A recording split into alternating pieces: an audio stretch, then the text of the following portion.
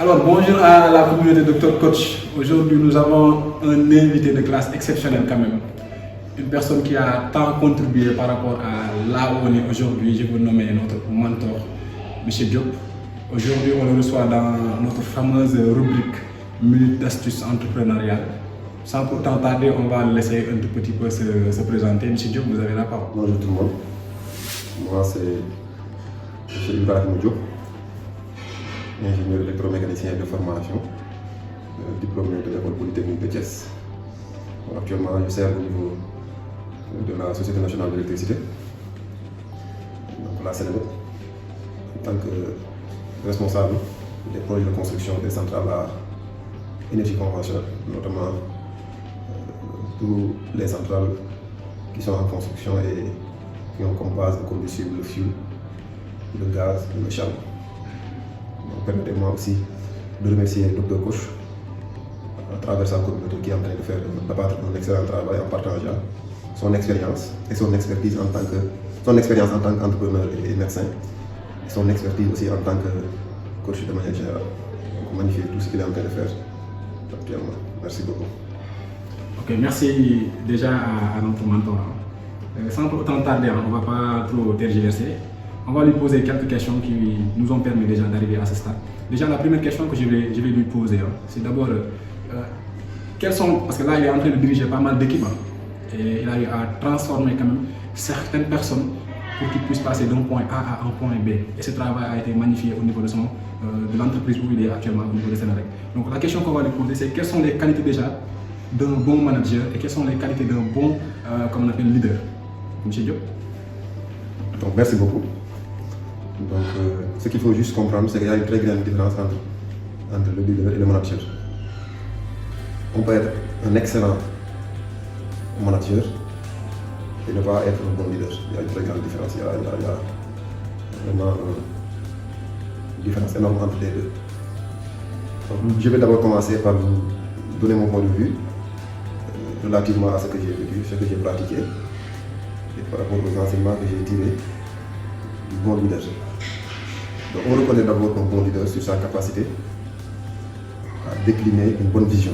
Tout commence par la vision. Le leadership, le point de départ du leadership, c'est la vision. Il faut d'abord établir une bonne vision, une excellente vision. Donc quand on parle de vision, c'est l'objectif final que l'équipe qu'on dirige doit atteindre. Donc l'équipe doit être en mesure de comprendre la vision avant même la mise en œuvre des plans en charge d'être exécutés pour atteindre la vision finale. Donc plus la vision est claire, plus les équipes auront la capacité à définir de bons plans d'action du moins, m'excusez, afin d'atteindre cette vision. Maintenant, le rôle du leader à ce niveau, c'est de mobiliser toutes les énergies afin que tous les membres de son équipe puissent comprendre sa vision. Maintenant, après avoir défini la vision, le leader se doit d'établir ce qu'on appelle un plan. Donc une vision sans plan reste à l'étape de rêve. Tu peux voir quelqu'un qui dit que mon objectif c'est de transformer une équipe A de sorte qu'elle soit en mesure d'atteindre un tel objectif. Ça c'est la première étape. Maintenant souvent quand on pose la question, quel est le plan d'action que tu dois mettre en œuvre afin que cette vision soit atteinte, souvent les personnes en charge de répondre à cette question butent à ce niveau. Première étape, définir la vision. La deuxième étape, définir le plan. Et la troisième étape, définir les actions. Donc, il faut de bonnes actions. Il faut une bonne vision, de bons plans. Une vision peut être constituée de plusieurs plans. Et chaque plan est constitué de plusieurs actions. Donc, sans action, tous nos rêves, toutes nos visions ne restent qu'à l'étape rêve. Pour matérialiser notre vision, il faut un agrégat de plans constitué de multitudes d'actions. C'est en la clarté de ces trois points qu'on définit le leader. Maintenant, le leader, ce n'est pas quelqu'un qui doit forcer ses équipes à épouser sa vision. Donc c'est quelqu'un qui doit inspirer. C'est important. Donc, là, c'est plus par rapport maintenant aux ressources humaines quand même qui vont entourer le leader. Parlez-nous un tout petit peu des gens qui doivent entourer carrément ce leader. Comment il doit se comporter déjà? Souvent, comme j'ai l'habitude de le dire, deux cas de figure peuvent se présenter. Le leader peut être appelé à travailler avec une équipe dont les membres ne sont pas choisis par lui-même. C'est le cas 1. Le cas 2, c'est quand le leader travaille avec une équipe dont les membres sont choisis par lui-même. Donc c'est deux cas de figure différents. On ne peut pas comparer deux personnes qui gèrent deux équipes différentes. Donc la première personne travaille avec des membres de l'équipe pour lesquels c'est lui qui les a choisis. Et l'autre qui travaille avec des membres, qui travaille avec une équipe pour laquelle les membres ne sont pas choisis par la même personne. Effectivement. C'est tout à fait différent. Donc là, au moins, il aura le profil de choisir avec exactitude, supposons, l'aptitude de chaque personne pour le développement d'un projet qu'il a choisi. Là, il arrive parfois où on lui attribue une équipe et on va chercher en ce moment sa capacité maintenant déjà à transcender et à transformer cette équipe initiale qui certes n'avait pas les compétences au départ. Donc il va essayer de prendre l'ensemble des compétences qui demeurent en lui pour essayer de forger déjà ses membres de telle sorte que même s'il ne sera pas là, donc la vision qui était initialement établie, donc c'est une vision qui sera continuelle. Effectivement. Donc c'est différent, donc, comme je l'ai dit tout à l'heure, comme vous l'avez expliqué. Selon ces deux cas de figure, la difficulté ou la mobilisation d'énergie dont le leader aura besoin pour atteindre son objectif sera différente. Donc, pour le premier cas de figure où le leader prend la peine de choisir les membres de son équipe, dans ce cas de figure, la capacité du recrutement du leader est sollicitée. Donc il doit avoir toutes les armes en main pour à la base choisir des profils adéquats qui vont participer à l'atteinte de ses objectifs. Donc, dans ce cas de figure, c'est au recrutement que le problème de gestion des équipes va se gérer. Il va choisir ses membres conformément à ses aspirations. Il va choisir les membres qui auront les aptitudes préalables pour comprendre sa vision. Donc le deuxième cas de figure, le leader est mis en collaboration dans une équipe pour laquelle, à la base, ce n'est pas lui qui choisit ses membres. Et dans ce cas de figure, il faudra que les membres de l'équipe soient identifiés. En premier lieu, il faut que chaque membre de l'équipe soit catégorisé. Comme j'ai l'habitude de le dire, la catégorisation des équipes est primordiale, des membres de l'équipe est primordiale pour un bon leadership. Donc, il faudra qu'ils définissent ce qu'on appelle à la base ses ambassadeurs. Donc, dans une équipe qui est mise à disposition du leader, on aura forcément des ambassadeurs. Les ambassadeurs, à la base, ce sont des personnes qui, dès le départ, épousent la vision du leader et sont au départ prêts à l'accompagner dans l'atteinte de ses objectifs. Ce sont des cobayes en quelque sorte. Pas des cobayes, mais c'est des personnes qui comprennent depuis le départ la vision. Une fois la vision exposée, ils comprennent. C'est des gens qui ont des prédispositions en fonction de leur cursus à comprendre depuis le départ la vision du leader. La deuxième partie des membres, le deuxième groupe, est constitué de ce que j'appelle souvent les gens qui n'ont pas compris. Les gens qui ne comprennent pas depuis le départ. Souvent, on a tendance à les catégoriser comme ennemis. À la base, ce ne sont pas des ennemis. C'est des gens qui n'ont pas compris. C'est comme ça que je les appelle. C'est des gens qui ont besoin de comprendre. Par leur opposition, ils expriment un besoin de compréhension de la vision. Si depuis le départ, le leader se met en face d'eux, il aura à disperser son énergie inutilement. Il doit les identifier. C'est des gens qui, par la contradiction de leurs idées relatives au leader, expriment un besoin de compréhension. Le troisième groupe, c'est le groupe intermédiaire qui est situé entre les ambassadeurs et les personnes qui n'ont pas compris. Le troisième groupe, si le leader commet l'erreur de ne pas définir correctement le profil, il aura tendance à pousser la troisième équipe à rejoindre le rang de l'équipe qui n'a pas compris à la base. Donc il faut qu'il soit en mesure de les identifier et de mettre en place un plan d'action qui va lui permettre de les transformer en équipe intermédiaire en termes de compréhension de la vision, en ambassadeur. Donc une fois ces trois entités définies, maintenant le leader doit établir un plan d'action relativement à ces trois entités. Maintenant ce plan d'action passe forcément par le travail d'équipe.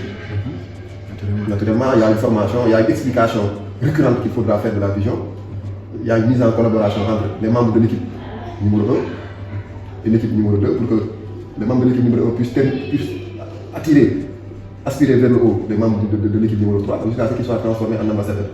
Maintenant, le leader souvent a besoin de son premier résultat. C'est ça que j'appelle le premier résultat indicateur qui inspire souvent les personnes qui ne comprennent pas, qui sont membres de l'équipe numéro 2, pour qu'ils se basent sur ce premier résultat-là, pour faire comprendre à ces équipes qui n'ont pas à la base compris que si vous me suivez, on va atteindre cet objectif. Plus adhérer carrément à la politique. À la politique établie. Donc le leader a besoin d'établir et de produire dans les plus courts délais son premier résultat. Pour pouvoir inspirer les membres de l'équipe qui n'avaient pas à la base compris, pour qu'ils puissent adhérer sans contrainte à la vision. Et ce travail se fait sur le court, moyen et long terme. Merci déjà par rapport aux détails dont vous avez eu à nous faire part. Déjà, à vous entendre juste, vous avez tantôt parlé d'un mot qui est au début, au milieu et à la fin, à savoir la formation. Dans toutes les entreprises qu'on peut avoir de la vie, que l'on soit excellent, ou bien que l'on soit moins, ou bien que l'on ne comprenne pas du tout les concepts qui ont été initialement définis, sans la formation pour pouvoir adhérer à un projet, on s'en sort pas. Et ça, c'est indispensable.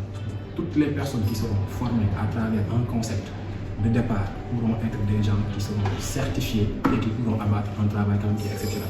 Donc là, dans tout ce que vous avez dit, si j'avais juste un mot à retenir et à ne pas oublier, c'est un leader qui doit être capable déjà de former ses troupes. Parce que c'est à travers ces troupes que le leader va aller à la bataille. Et en remportant son premier combat, initialement, ça va permettre aux autres, même qui ne faisaient même pas partie de l'équipe, et s'ils veulent adhérer dans l'équipe, ils feront le nécessaire pour faire mieux à défaut de faire comme les autres qui étaient déjà là. En tout cas, déjà, merci par rapport à ce premier point. Tantôt, vous avez parlé d'une différence quand même qui existait entre un leader et un manager. Donc, on a déjà énuméré quelques points par rapport au leader et au leadership.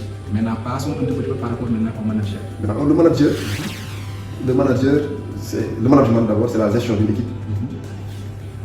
Axé sur les résultats. Le manager, on met à sa disposition des ressources et on lui demande d'atteindre un résultat. Donc c'est lui qui doit mettre en œuvre le plan d'action. C'est le rôle du manager. Donc lui, on lui dit, à la fin de l'année, on doit avoir un résultat X.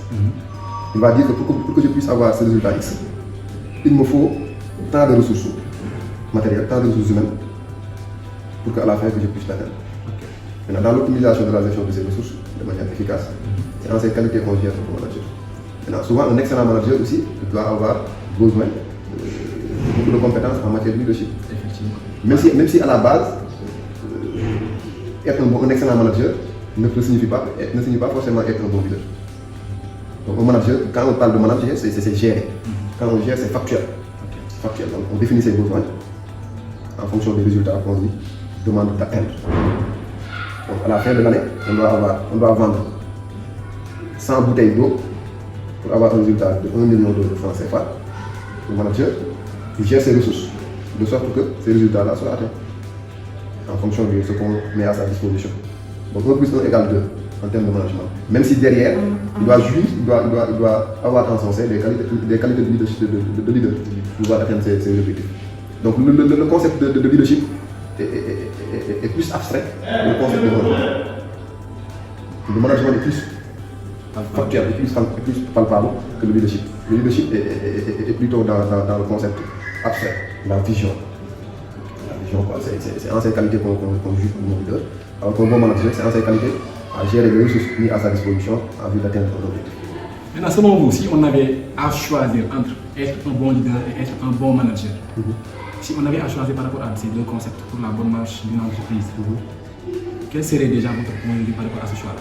Je choisirais un manager leader. Ok. Donc, une situation intermédiaire. Non, pas intermédiaire, je ne vais pas l'appeler intermédiaire. Mais c'est un manager leader qui a de bonnes qualités en termes de leadership. C'est quelqu'un qui est capable de gérer les ressources qu'on met à sa disposition en vue d'atteindre des résultats sans trop forcer. Donc c'est en ces qualités de leader qu'il pourra visiter pour pouvoir atteindre ses objectifs sans forcer ses objectifs.